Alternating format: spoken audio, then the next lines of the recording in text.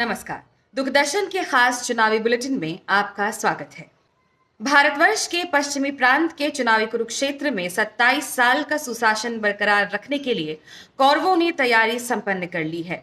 पिछले कुछ हफ्तों में इधर दुर्योधन और मामा शकुनी ने अपने रथ से आचार और संहिता नामक नारियल फोड़कर 31 रैलियां और 3 रोड शो से भव्य योद्धा जागरण अभियान की शुरुआत की और उधर धृतराष्ट्र क्या हो रहा है संजय कहते हुए संजय को खोजते रहे, जिन्हें आखिरी बार मामा शकुनी की गोद में देखा गया था।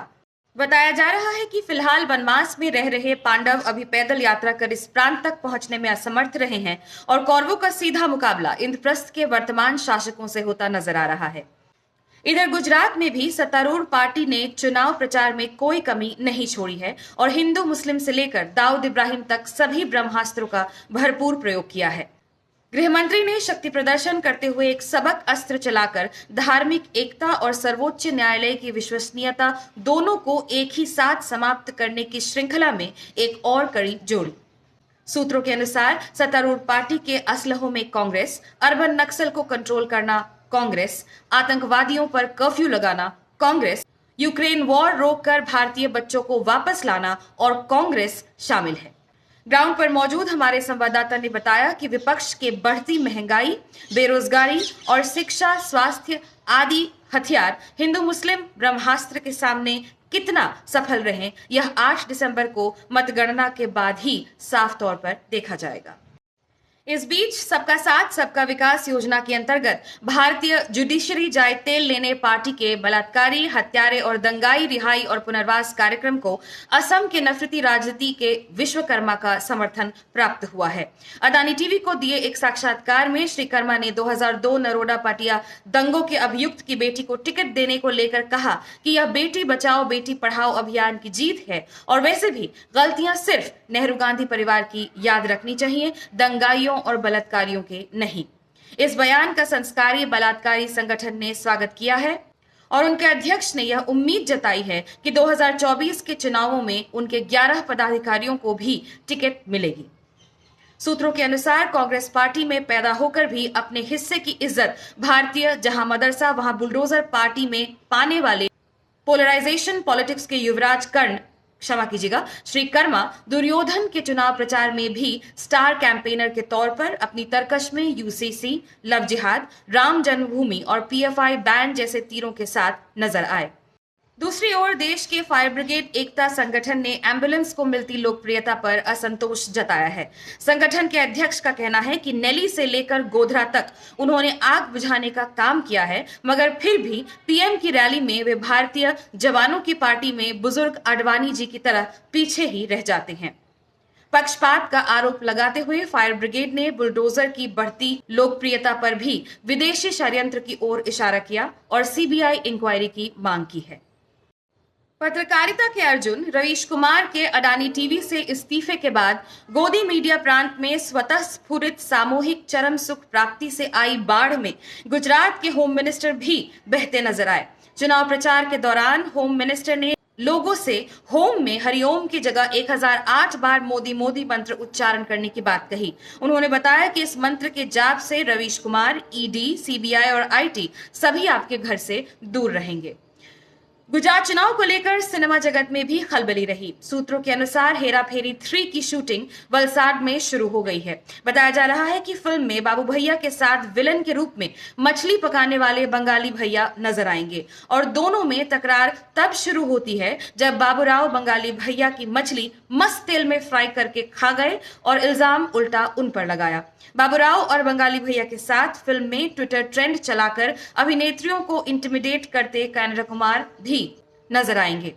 फिल्म जगत से जुड़ी दूसरी बड़ी खबर में माननीय प्रधानमंत्री के personal photographer Christopher Nolan Bharat में अपना पहला निर्देशन डेब्यू करने जा रहे हैं। उनकी फिल्म 1975 की दीवार का रीमेक होगी और फिल्म का शीर्षक होगा मेरे पास मां है। फिल्म के कॉस्ट्यूम और सेट की तैयारी पूरी हो चुकी है और बताया जा रहा है कि नोलन की प्रसिद्ध पिक्चर के अंदर पिक्चर टेक्निक के साथ शूटिंग भी प्रारंभ हो गई है।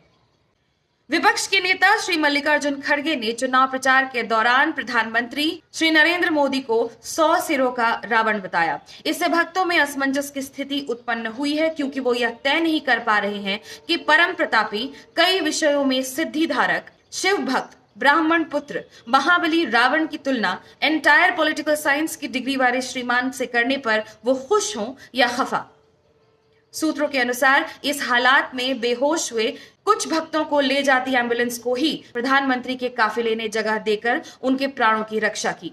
दूसरे भ्रमित भक्तों को तत्काल नेशनल ट्रोल प्रशिक्षण सेंटर के ट्रोल 101 कोर्स का रिफ्रेशर करने भेज दिया गया है। गुजरात में दिल्ली और पंजाब की चिंता छोड़कर अरविंद केजरीवाल और भगवंत मान भी हजारों की भीड़ में प्रचार करते नजर आए।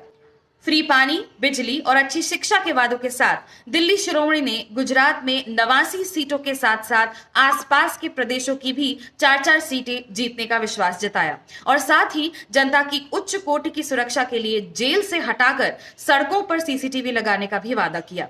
पंजाब चीफ मिनिस्टर भगवंत मान को मजदूर यूनियन सदस्यों पर लाठीचार्ज का ऑर्डर देने के लिए चुनाव प्रचार बीच में छोड़कर जाना पड़ा, मगर श्री केजरीवाल के हिंदू हूं, हिंदुत्व करूंगा बयान से दर्शक संतुष्ट नजर आई। क्रिकेटर रविंद्र जडेजा अपने परिवार में नए मेहमान का स्वागत करने वाले हैं।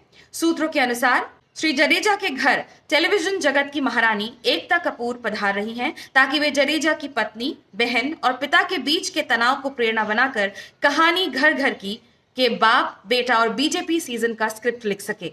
बताया जा रहा है कि जडेजा के पिता का कांग्रेस कैंपेन वीडियो भी एकता जी ने ही निर्देशन किया है। भारत के गुजरात से एक अभूतपूर्व घटना की खबर आ रही है। सूत्रों के अनुसार कुछ महीनों पहले गायब हुआ एक पुल अब नेताओं, अभिनेताओं और एंकराओं की स्मृति से भी गायब हो चुका है। इसकी शुरुआत पुल गिरने के दूसरे दिन हुई, जब घायल को मरहम और मृत लोगों के परिवार को 4-4 लाख रुपयों का सहारा देने देश के प्रधानमंत्री को रंगाई पुताई के बाद बुलाया गया। बताया जा रहा है कि अपनों को खोने वाले और जेल में बंद 2 सिक्योरिटी गार्ड और 1 टिकट कलेक्टर के अलावा मोरबी अब किसी का मुद्दा नहीं है। अंत में एक जरूरी सूचना। गुजरात के मुख्यमंत्री श्री भूपेंद्र भाई चुनाव प्रचार के दौरान लापता हो गए हैं।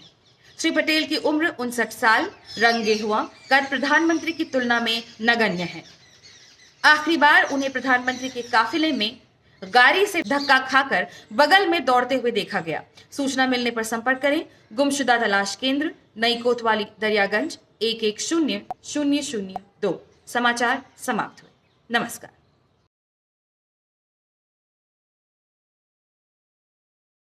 द वायर के और वीडियोस देखने के लिए सब्सक्राइब करें और बेल आइकन पर क्लिक करें। स्वतंत्र पत्रकारिता की आर्थिक मदद करने के लिए डिस्क्रिप्शन में दिए गए लिंक पर जाएं और अपनी राशि चुनें।